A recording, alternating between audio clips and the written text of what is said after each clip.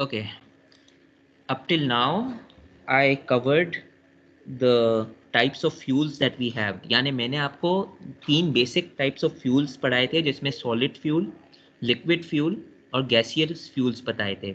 फिर मैंने आपसे कंबशन की बात की थी कि कंबशन होती क्या है और कुछ कंबशन के न्यूमेरिकल्स करवाए थे।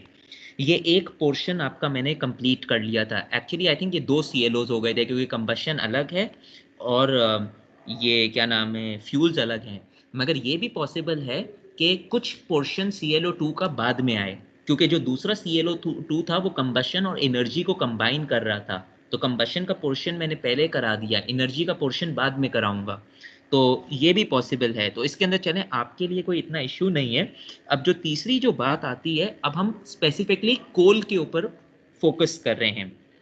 जब हमने कोल को रैंक कर लिया था, पहले हमने सिर्फ कोल को रैंक किया था। We had rank the coal, the best quality coal from the worst quality coal, and we had talked about the coal formation process. We did a proximate analysis on the coal. We did an ultimate analysis on the coal. Now we are focusing on the processes on the coal. यानी एक जो process होती है वो carbonization process होती है. By carbonisation I mean solid coal, यानी आपका एक कोल जो होगा वो सॉलिड फॉर्म के अंदर होगा. कार्बनाइजेशन एक प्रोसेस. कोक प्रोड्यूस होगा, पर मैं अभी इसकी जिक्र करूंगा कि कोक और कोल में क्या फर्क है. दूसरी जो प्रोसेस होती है वो लिक्विफिकेशन ऑफ कोल होती है. हम उसका भी जिक्र करेंगे अगले चैप्टर में, मगर मुझे ये बताएं कि हम कोल की लिक्विफिकेशन क्यों करते हैं. अब हमारे पास जब दूसरी चीज़ें हैं, पेट्रोल है, डीजल है, तो हमें लिक्विफिकेशन करने का क्या फ़ायदा है कोल को? क्या जवाब हो सकता है जी? सर ट्रांसपोर्ट में आसान होता होगा या तो, और नहीं, पाइपलाइंस के जरिए, वो तो एक अलग चीज़ है. देखें, और कैलोरीफिक वैल्यू भी हमारे ज़्यादा पास थी तो। नहीं, हम कोल को क्यों लिक्विफाई करते हैं, कैलोरीफिक वैल्यू तो वो तो एक अलग बात है. देखें, बात ये हो रही है कि दो तरह की कंट्रीज होती हैं. एक होती हैं आपकी first world countries, rich countries. एक होती हैं हमारी थर्ड वर्ल्ड कंट्रीज, जो डेवलपिंग कंट्रीज हैं. एक डिफरेंस तो ये हो गया. दूसरा डिफरेंस ये हो गया कि कुछ कंट्रीज के अंदर आपका मिडिल ईस्ट हो गई, कनाडा हो गया, अमेरिका हो गया, इनके पास अबंडेंस ऑफ लिक्विड फ्यूल है, पेट्रोलियम प्रोडक्ट्स है.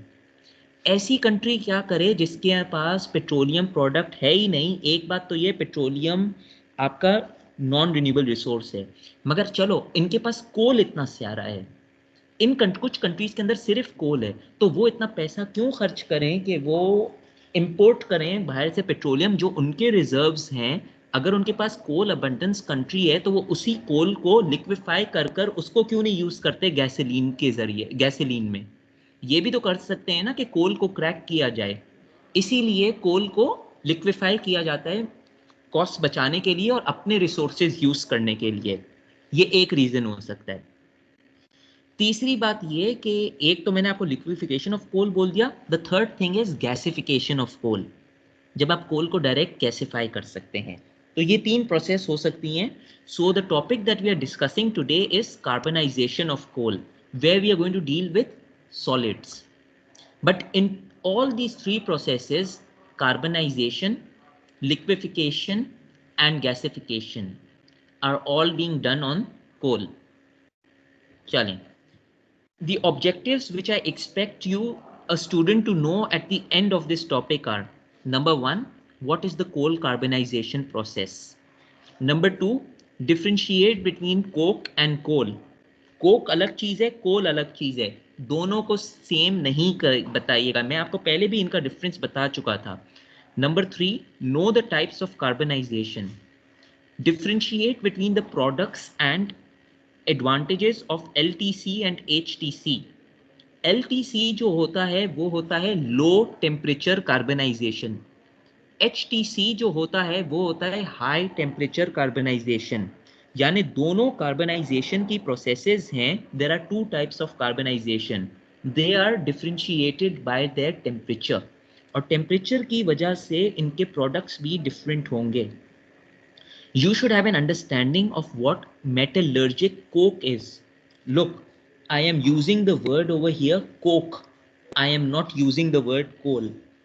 Have an understanding of metallurgic coke and understand its properties. Know the methods of forming metallurgic coke with their merits and demerits. ये metallurgic coke क्यों बोला जाता है? क्योंकि ये metal industry में काम होता है इसका, iron industry, steel industry. आपने कहीं पर सुने होंगे word blast furnace. सुना है blast furnace? फर्नेसेस जो यूज होते हैं, जो आपकी स्टील इंडस्ट्री यूज करती है, वो मेटलर्जिक कोक यूज करती है.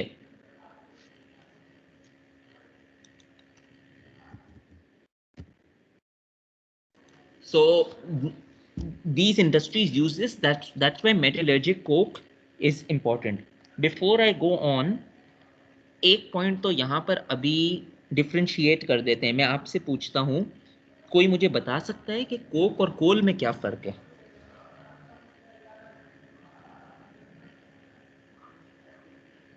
जी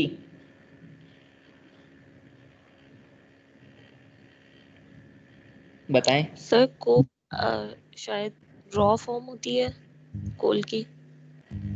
रॉ फॉर्म से शायद क्या मतलब है?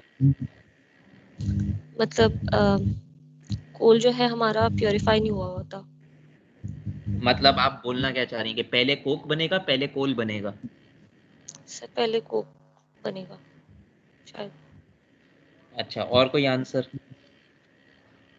सर कोल तो जो है मतलब थाउजेंड्स ऑफ एयर में बनता है, तो वो प्योरली उसमें कार्बन कंटेंट प्योरली होता है, यानी कि बहुत ज़्यादा हाई कार्बन कंटेंट होता है.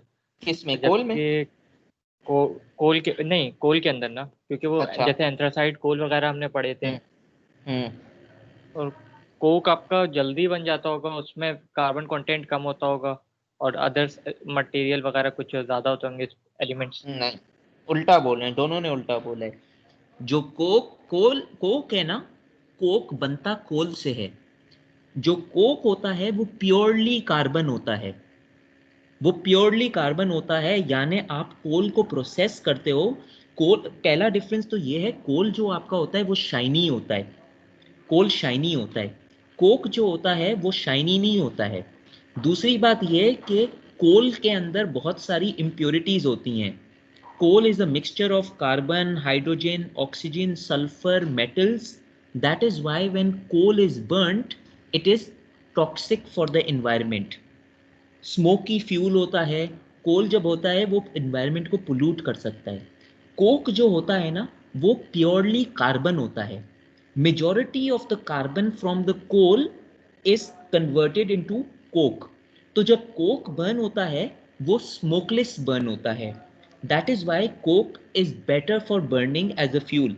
दूसरी बात ये कि जो आपका कोक होता है ना, जो आपका चारकोल है जिससे आप बारबेक्यू बर्न करते हो, चारकोल क्यों यूज करते हो, डायरेक्ट कोयला क्यों नहीं यूज करते हो? जो चारकोल है that is a form of a coke, that is not coal. so the burning becomes better. coke is more purer than coal. Coal के अंदर आपके पास सल्फर होगा, अदर इंप्योरिटीज होंगी. कोक में मिनिमम अमाउंट ऑफ सल्फर होगा. The main object is to remove the sulphur, remove the impurities, and coke is mostly carbon. यानी 99 to 99 से ज्यादा percent is carbon in a coke. तो ये होता है कोक और कोल के बीच में फर्क. सर उसको फिर दोबारा कोल तो मतलब बिल्कुल लोएस्ट पे जाके बनता है ना, तो वो नहीं होना चाहिए ज़्यादा कार्बन क्या कंटेंट, तो उसमें ही होता है क्योंकि वो डीप बेड पे बनता है, डीप बेड लेयर्स पे. तो जो कोक है वो कोल से बन रहा है ना. कोक कोक जो है वो कोल बर्निंग से कोक बन रहा है. अभी आएगी इसके ऊपर बात. Coke is made from coal, but they are two different things. अच्छा, coal carbonisation. Coal carbonisation is the decomposition of coal. यानी आप, ये जो प्रोसेस है इसके अंदर आप कोल को डीकम्पोज कर रहे हो by the heating at high temperature in the absence of air. यानी कार्बनाइजेशन के अंदर आपका टेम्परेचर हाई होना चाहिए. दूसरी बात ये, एब्सेंस ऑफ एयर, ये एनएरोबिक कंडीशंस के अंदर होता है to produce a residue coke, tar and coal gas. इससे ये जाहिर होता है कि कोक जो है वो कोल से प्रोड्यूस हो रहा है, क्योंकि जब आप absence of air high temperature में कर रहे हो तो आपके पास तीन चीज़ें आ रही हैं, रेजिड्यू कोक आ रहा है, टार हो रहा है, कोल गैस हो रहा है। इसका जो सिंपलेस्ट इक्वेशन है वो है if coal is burned it gives solid plus liquid plus gas. जो आपकी गैस है वो कोल गैस है, जो आपका टार है वो लिक्विड है। You have often seen on TV what tar is, it is a viscous liquid.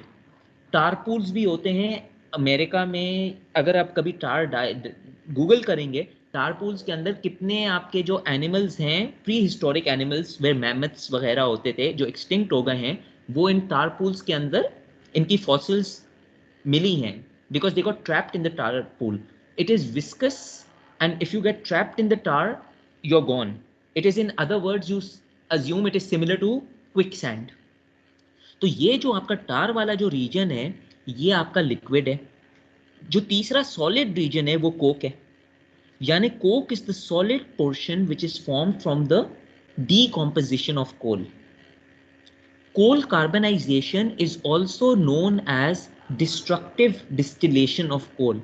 ये जो word है destructive distillation, this I had mentioned in the slides once before also कि what is destructive distillation of coal, और उस वक्त भी मैंने आपको कोक के बारे में बताया था कि कोक आपका डिस्ट्रक्टिव डिस्टिलेशन से बनता है। तो इससे पहले हम आगे जाएं, लेट्स जी सर जैसे चारकोल है वो कोल से निकला हुआ है या कोक की वो फॉर्म है कोई? को देखें वो कोल से ही निकला है, but it is a type of coke. Charcoal is a type of coke, but obviously every coke comes from coal. Parent body coke है। इन अदर वर्ड्स, मैंने आपको शायद जिक्र किया था कि पेट्रोलियम के अंदर एक वर्ड होता है केरोजिन। जितना भी रॉ पेट्रोलियम होता है वो केरोजिन से निकलता है। Kerogen is a lumpy black solid surface. तो मैं ये बोल सकता हूँ कि गैसोलीन जो मेरा फाइनल पेट्रोलियम प्रोडक्ट है वो केरोजिन से निकला है। डीजल जो है वो केरोजिन से निकला है, यानी पेरेंट जो है वो आपका कोक है, सॉरी वो केरोजिन है। In a similar manner coke जो आपका है, every coke is going to come from coal. Coal के बगैर कोक निकल नहीं सकता, that is the parent root, जो रूट है उसका। Destructive distillation of coal. When a substance is heated, again I am repeating, a substance is heated in the absence of air. Destructive distillation नाम ही यहाँ से देता है कि absence of air होनी जरूरी है. The process is known as destructive distillation. This is different from the distillation that you've done. Distillation तो ये हो रहा है कि आप सही है उसको फ्रैक्शंस में डिवाइड कर रहे हो, मगर डिस्ट्रक्टिव इसलिए आ रहा है क्योंकि एब्सेंस ऑफ एयर हो रही है यहाँ पर। The result is the decomposition of the substance which contains carbon-rich residue. Another name for carbon-rich residue is coke. I repeat to you, coke is purely carbon. If you Google coke, C-O-K-E, you will find out that majority of the constituent of the coke is carbon. यानी coke में carbon होता है, that is the rich residue. The destructive distillation of coal करें, अब वही equation है जो हमने पहले किया, इसको एक स्टेप फर्दर कर रहे हैं। The destructive distillation of coal will produce number 1 coke, number 2 coal tar. Coal tar can come both in solid as well as liquid. अगर थोड़ा सा भी वो विस्कस हुआ तो वो लिक्विड के अंदर आ जाएगा, अगर वो विस्कस नहीं हुआ तो वो सॉलिड के अंदर आ जाएगा। तो coal tar can come in both the reasons, but usually it is taken as liquid. So coal, if you follow my arrow, if I do thermal decomposition of coal, the criteria for thermal decomposition is extremely high temperature या high temperature and absence of air, in other words anaerobic conditions. My first product would be coke, which is solid. Compare it over here, coke solid. Number 2, coal tar. Coal tar can come both in solid as well as liquid, but usually it is in liquid. So I get coal tar, which is liquid, and I get ammonia liquor, which is also liquid. So ये आपका liquid वाला portion हो गया. Third thing that I get is coal gas. Coal gas is your gaseous region. So वो जो आप coal को destructive distillation कर रहे हो, you get all three phases in them. By carbonisation of coal you are getting coke, coal tar, you are getting coke, coal tar, coal gas and ammonia liquor. अगर मैं आपको paper में carbonization लिख दूं या डिस्ट्रक्टिव डिस्टिलेशन लिख लूं, they are both the same things. Carbonisation का दूसरा नाम है डिस्ट्रक्टिव डिस्टिलेशन ऑफ कोल. ये नहीं बोलिएगा कि कार्बनाइजेशन कुछ और है, डिस्ट्रक्टिव डिस्टिलेशन कुछ और है. दोनों सेम चीज हैं, दोनों की वही कंडीशन है, high temperature, absence of oxygen, जब अगर आपको आंसर एक लिखना हो. अब बात करते हैं टाइप्स ऑफ कार्बनाइजेशन की. पेपर में एक दफा उसका फुल फॉर्म लिखना जरूरी है, उसके बाद आप शॉर्ट फॉर्म लिख सकते हैं. शुरू में शॉर्ट फॉर्म नहीं लिख दीजिएगा, वरना मुझे क्या मालूम आप बोलना क्या चाह रहे हैं. तो एक दफा आप मेन फॉर्म लिखते हैं, उसके बाद you can write short form as many times as you want. Types of carbonisation. There are two types of carbonisation. Number 1 low temperature carbonisation, number 2 high temperature carbonisation. Low temperature carbonisation की बात करते हैं. Low temperature carbonization is the process of carbonization which is conducted below 700 degrees. This temperature is important. You should know that below 700 degrees मेरे पास low carbonization है. If you're writing your answer, you need to quote this value. Products of low carbonization include coke, यानी अब again मैं products की बात कर रहा हूँ. coke, coal tar, ammoniacal liquor and coal gas. जो पहले मेरे पास प्रोडक्ट्स थे वो लो कार्बनाइजेशन के अंदर हैं. पहले जो मैंने प्रोडक्ट्स लिखे थे वो जनरल कार्बनाइजेशन की बात कर रहा था, अब मैं उसको फर्दर जा रहा हूँ. हाई टेम्परेचर कार्बनाइजेशन है, उसके अंदर क्या है? It is the same thing, the process of carbonisation which means absence of air, high temperature, is conducted at high temperature of about 900 degrees. Usually the temperature falls around 750 to 900. इसके बीच के अंदर कोई temperature होता है, मगर about 900 degrees ये temperature जा रहा है, इसलिए ये हाई टेम्परेचर कार्बनाइजेशन कहलाता है. इसके प्रोडक्ट्स देखें. Again in both the carbonization, coke is going to be formed. Graphite is going to be formed, which is also a form of carbon. ये आपने पढ़ा होगा कि graphite is a form of carbon, so graphite is also formed. Coke oven gas is formed. This is coal gas, this is coke oven gas. Tar is going to be formed. यहाँ भी tar है. And further on, light oil and ammonia. Low temperature carbonization के अंदर ammonia comes in the form of liquid, ammonical liquor. High temperature carbonization के अंदर ammonia will come in the form of gas. That is a major difference. कि यहाँ पर ammonia आपको gas में मिलेगा, वहां पर आपको लिक्विड की फॉर्म में मिलेगा लो टेम्परेचर के अंदर. हाई टेम्परेचर में आपको फर्दर लाइट ऑयल्स मिलेंगे, टार मिलेगा. यानी अगर लो टेम्परेचर के अंदर आप अज्यूम करें कि कोल टार सॉलिड के फॉर्म में आ रहा है, तो जाहिर सी बात है अगर आप टेम्परेचर बढ़ाएंगे तो विस्कोसिटी बढ़ेगी, क्योंकि वो फ्लो करना शुरू हो जाएगा, तो वो टार बन जाएगा. तो अगर यहाँ पर कोल टार सॉलिड की फॉर्म में है तो हाई टेम्परेचर के ऊपर वो लिक्विड की फॉर्म पे है. अगर लो टेम्परेचर के अंदर अमोनिया लिक्विड की फॉर्म में है तो डेफिनेटली अगर आप टेम्परेचर बढ़ाएंगे तो वो गैस की फॉर्म में हो जाएगा. Because higher the temperature, viscosity will increase, the ability to flow would increase. Clear हो गई ये बात कि इनके प्रोडक्ट्स डिफर करते हैं दोनों टाइप्स ऑफ कार्बनाइजेशन के. और क्यों डिफरेंट होंगे? क्योंकि उनका टेम्परेचर डिफरेंट है. कोई कुछ पूछ रहा है? सर वो जो स्टिक्स जलाते हैं तो उसमें एक तो कोल बनता है, दूसरी जो स्मॉल पैक वो उसके कहते हैं पीसेस होते हैं. एक सेकंड किसको जलाते हैं? किसको जलाते हैं? सर स्टिक्स जलाते हैं ना, उसका कोल बनता है ना सर. स्टिक्स, लकड़ियां. हाँ सर. पहली बात तो ये लकड़ियां वुड से, एक सेकंड, लकड़ी जो है वो वुड है, wood is not coal, wood is not coal. सही है, लकड़ी वुड है. दूसरी बात, अगर आप वो काला काला बोलते हैं विच इज बीइंग फॉर्म, वो कोल नहीं बनता है, वो ऐश बनता है. तो पहले तो ये कॉन्सेप्ट क्लियर करते हैं कि वुड इज नॉट कोल. हाँ सर, यही. हाँ. अच्छा, प्रोडक्ट्स ऑफ एलटीसी. अब मेरा जो फोकस है इस वक्त मैं LTC की बात कर रहा हूँ, लो टेम्परेचर कार्बनाइजेशन के ऊपर। अभी मैंने आपको बताया कि कुछ प्रोडक्ट्स होते हैं LTC के लिए। सबसे पहले तो आपका कोक बनेगा, a fuel with few impurities, very important word.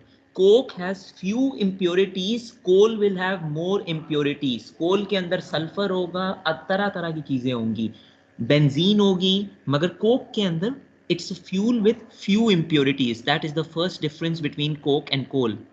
High carbon content, high carbon content होगा क्योंकि सारी अगर इम्प्योरिटीज रिमूव हो जाएं तो बचा ही पीछे कार्बन। तो जाहिर सी बात है अगर आप 1 kg कोल को 1 kg कोक से कंपेयर करो तो 1 kg कोक के अंदर कार्बन परसेंटेज ज्यादा होगी। It is usually made up from coal, यानी coke is made from coal. जो कोल है वो पेरेंट जेनरेशन है, coke is a form of coal, it is made up from coal.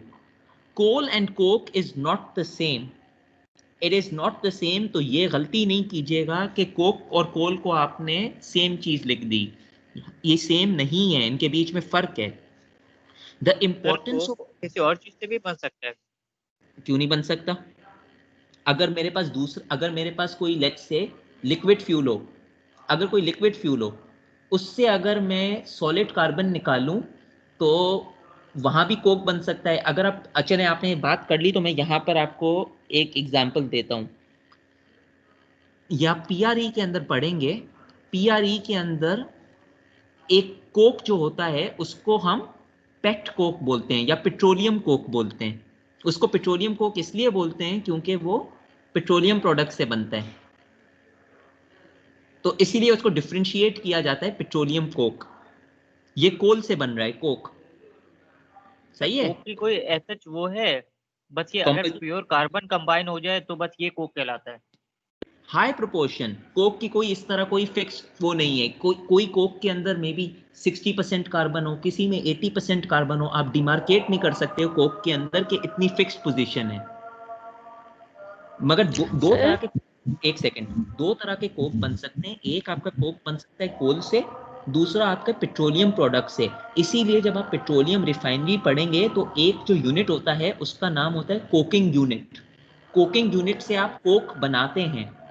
Sometimes और दूसरी बात यह है कि you need to recycle as much of the products as you want. तो ये जो कोक होता है आप इसको फिर मजीद यूज करोगे कोई और प्रोसेस में। अब पूछें अपना सवाल। सर जी सर जैसे आपने बताया कि केरोसिन से हमारा पेट्रोलियम और डीजल वगैरह निकल रहा था, जी तो यहाँ पे हमारा कोल है, तो उसमें हमें कोक को प्रोड्यूस करने के लिए सिर्फ टेम्परेचर की जरूरत होती है ना, टाइम वगैरह की नहीं होती? नहीं, अगर आप टेम्परेचर पढ़ लो तो हो जाएगा। और जो कोक है वो हमारा सेकेंडरी फ्यूल होगा। कोक जी मतलब उससे निकला है ना, प्राइमरी तो नहीं हुआ ना, दूसरा फ्यूल है, सेकेंडरी हो गया। जी और उसका मतलब जो प्राइमरी फ्यूल होगा वो कोल होगा। कोल, ठीक, ओके। अच्छा। The importance of coke is it is used as a fuel and has its own benefits. अगर आपसे कोई पूछे कि इसके क्या बेनिफिट्स हैं, पहला बेनिफिट तो यह है कि पोल्यूशन कम करता है, स्मोकलेस फ्लेम करता है, स्मोकलेस फ्यूल है। मैंने आपको शुरू में एक बात की थी स्मोकलेस की और स्मोक की, तो स्मोकलेस है। दूसरी बात ये इम्प्योरिटीज कम है। तीसरी बात ये कि कोक की जो कैलोरीफिक वैल्यू है आप वो कंपेयर कर सकते हो कोल से। डेफिनेटली अगर कार्बन कंटेंट ज्यादा होगा तो कैलोरीफिक वैल्यू में असर होगा। तो ये इसकी खुद की अपनी इंपॉर्टेंस होती है। ये कोक था पहला प्रोडक्ट LTC का। दूसरा प्रोडक्ट LTC का होता है कोल टार। इट इज देखें ब्राउन या ब्लैक लिक्विड। ये डिपेंड किस पे करेगा कि ये ब्राउन लिक्विड है या ब्लैक लिक्विड है। सर कार्बन ये नंबर ऑफ कार्बन पे डिपेंड करेगा। जितने कार्बन ज्यादा होंगे उतना उसका कलर ज्यादा होगा, उतना हेवियर ज्यादा होगा, और जितना वो ज्यादा ब्लैक होगा उतना वो सॉलिड की तरफ जाएगा, उतना उसकी विस्कोसिटी कम होगी। सो कोल टार कैन बी ब्राउन और black liquid with an extremely high viscosity. Extremely high viscosity का मतलब ये हुआ कि वो फ्लो नहीं कर सकता, विस्कस है, गाढ़ा है। It is produced by the distillation of bituminous coal. आमतौर पे जो कोक आपका ये कोल टार जो प्रोड्यूस होता है वो बिटुमिनस कोल से प्रोड्यूस होता है। यानी आपने जो पहली प्रोसेस के अंदर जो एलटीसी किया है या एचटीसी किया है, आप वो कर रहे हो बिटुमिनस कोल का। बिटुमिनस कोल का इसलिए करते हो क्योंकि असल जो आपका कोक है जो आपको फायदा पहुंचाता है वो बिटुमिनस पहुंचाता है। एंथ्रासाइट, पहली बात तो ये एंथ्रासाइट एक्सपेंसिव होता है, और अगर आप लिग्नाइट से करो, lignite is a bad quality of coal, तो इतना आप पैसा प्रोसेस के ऊपर क्यों लगाओ कि अगर आपके पास आउटपुट अच्छा नहीं हो। यानी आपने एफिशिएंसी कम कर दी। जब आपको पैसा ही लगाना है अपनी प्रोसेस करने में तो आप चीप क्वालिटी क्यों करोगे। तो आमतौर पे जो हम ये LTC HTC करते हैं ना, we prefer to go into the bituminous and sub bituminous range, ताकि आपको कुछ आउटपुट तो अच्छा मिले उससे। Then it is used as a fuel. Coal tar जो है that is used as a fuel. It is a source of many organic compounds. बहुत सारे जो आपके ऑर्गेनिक कंपाउंड्स होते हैं ना, सोप्स होते हैं, परफ्यूम्स होते हैं, ये कोल टार से बनते हैं। फर्दर प्रोसेसिंग आप करते हैं, इनकी रिफाइनिंग करते हैं। जब एक दफ़ा ये रिफाइंड हो जाए तो आप फाइनल प्रोडक्ट्स कर सकते हैं जो आपके परफ्यूम्स और सोप्स जो होते हैं जो आप यूज़ कर रहे हैं। तीसरी बात LTC के अंदर ammoniacal liquor, concentrated solution of ammonia. Concentrated solution of ammonia means it is in liquid form. LTC के अंदर ammonia will always be in liquid form. That is the difference between LTC and HTC. तो if I ask you to write a difference, दोनों के बीच में difference है। अगर मैं आपको process के अंदर बोलूं तो ammonia गैस नहीं लिख दीजिएगा। तो ammonia liquor is concentrated solution of ammonia, ammonium compounds and sulphur compounds. ये तीन चीजों का मिक्सचर होता है। अमोनिया होता है, अमोनियम कंपाउंड्स होते हैं, सल्फर कंपाउंड्स होता है। It is obtained by destructive distillation of bituminous coal. Again focus on the point कि बिटुमिनस कोल की आप डिस्ट्रक्टिव डिस्टिलेशन कर रहे हैं ताकि आपको कोई काम की चीजें मिलें। लिग्नाइट के ऊपर आप करेंगे तो पैसे आप जाया करेंगे, एक एक्सपेंस भी करो, ऊपर से आपको प्रोडक्ट्स नहीं मिले। अब ये जो अमोनिया होता है या अमोनियम आपको मिलता है, ये आप फर्दर यूज कर सकते हैं फर्टिलाइजर इंडस्ट्री के अंदर। फर्टिलाइजर जो आपकी फर्टिलाइजर्स हैं, they require ammonia so the crop grows well. And secondly ammonia जो होता है वो अल्कलाइन इन नेचर होता है। So it is also used in food production as acidity regulator. आप चेक करते हो कि आपका जो फूड है कितना एसिडिक है, उसको काउंटरैक्ट कर कर अमोनिया को यूज कर कर के एसिडिटी आप बैलेंस करो। अब आता है आपका कोल गैस। ये आपको आपको बाय द टिप मालूम होना चाहिए कि गैसेस में क्या फर्क है।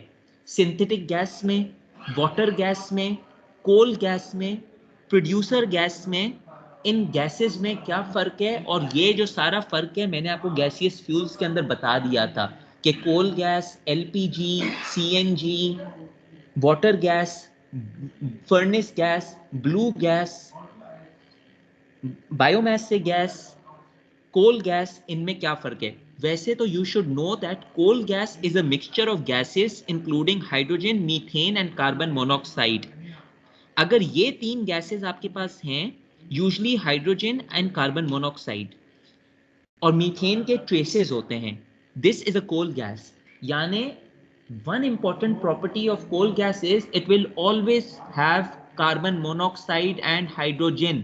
इन दोनों में से आप एक कंपोनेंट को मिस कर दो तो आपने एक ब्लंडर किया है, बिकॉज ये दो चीजें मेन चीफ कंस्टिट्यूएंट होती हैं कोल गैस की। इसके अलावा मीथेन हो सकती है, इथेन हो सकती है, that is secondary. The main two gases which come out from coal gas are hydrogen and carbon monoxide. तो अगर ये कार्बन मोनोऑक्साइड हो तो वैसे ही ये पोल्यूटेंट गैस है, बट वो उसका साइड इफेक्ट है। But coal gas is an excellent fuel. अगर मैं आपसे ये पूछूं कि why is coal gas an excellent fuel, इसका जवाब क्या देंगे। पहली चीज क्या माइंड में आनी चाहिए एक्सीलेंट फ्यूल के लिए। Sir high calorific value. High calorific value, coal gas की जो कैलोरीफिक वैल्यू होगी वो हाई होती है। और अगर आप अपना लेक्चर 1 खोलें, लेक्चर 1 में मैंने आपको एक टेबल दिया था, उधर आप कोल और कोल गैस को कंपेयर भी कर लें, कोल की कैलोरीफिक वैल्यू कम थी, 14,000 या 15,000 थी इफ आई कुड रिमेंबर, और इसकी कुछ थाउजेंड्स में मतलब 50,000 या 40,000 के करीब या कुछ थी। तो it is an excellent fuel. तो ये again I am repeating, do not forget that a coal gas would be a mixture of methane and carbon monoxide. Disadvantage of LTC. The disadvantage of, हर चीज के advantages का disadvantage होती हैं। Disadvantage is Coke is not mechanically strong. इस process के अंदर जो Coke आपका बनता है ना, वो मैकेनिकली स्ट्रॉन्ग नहीं है। मैकेनिकली स्ट्रॉन्ग का मतलब वो ब्रिटल है। ब्रिटल का मतलब वो जरा सा प्रेशर आप उसको दोगे वो टूट जाएगा। तो आपका जो कोक होना चाहिए that should be strong to withstand the pressure, क्योंकि जब आप ये कोक यूज करते हो आप चाहते हो कि ये प्रेशर विथस्टैंड करे। तो ये पहला डिसएडवांटेज है। दूसरा है it is not environmentally friendly, pollutes the air, hazardous and adds to the greenhouse gases. Greenhouse gases कैसे होगा? क्योंकि ये कोक के साथ आपकी कार्बन डाइऑक्साइड भी प्रोड्यूस हो रही होगी, कुछ हिस्सा कार्बन डाइऑक्साइड का प्रोड्यूस होगा, वो ग्रीन हाउस गैसेज में चला जाएगा। और अगर कोक के साथ आपकी कोल गैस हो रही है तो वो ऐसी कार्बन मोनोऑक्साइड प्रोड्यूस कर रही है। तीसरी बात ये, heat liberated in combustion is not used. जब कंबशन प्रोसेस में आप हीट कर रहे हो वो यूज नहीं हो रही है। जब आप यूज नहीं कर रहे हो तो एक तो आपकी एफिशिएंसी कम हो रही है, दूसरा you are wasting your energy. अगर आप उसको रिसाइकल कर सकते थे या कोई तरीके से रीयूज कर सकते थे तो you could have saved your money. तो in a way you are having some cost issues, आपका कुछ लॉस हो रहा है। जो हीट आप दे रहे हो वो आप रिसाइकल नहीं कर सकते, वो वेस्ट हो रही है। The quality of soft Coke is not consistent. अगर आपका जो सॉफ्ट कोक बनता है ना एलटीसी से, वो कंसिस्टेंट नहीं है। हो सकता है एक प्रोसेस के अंदर अच्छी क्वालिटी का हो, एक के अंदर बुरी क्वालिटी का हो। क्वालिटी जब आपकी सेम नहीं होगी तो वो इश्यू करती है आपके प्रोसेसेस के ऊपर, फर्दर प्रोसेसेस के ऊपर जो अल्टीमेट रिफाइनिंग है। This is where I'm going to stop because tomorrow we will continue with HTC, the high temperature carbonization.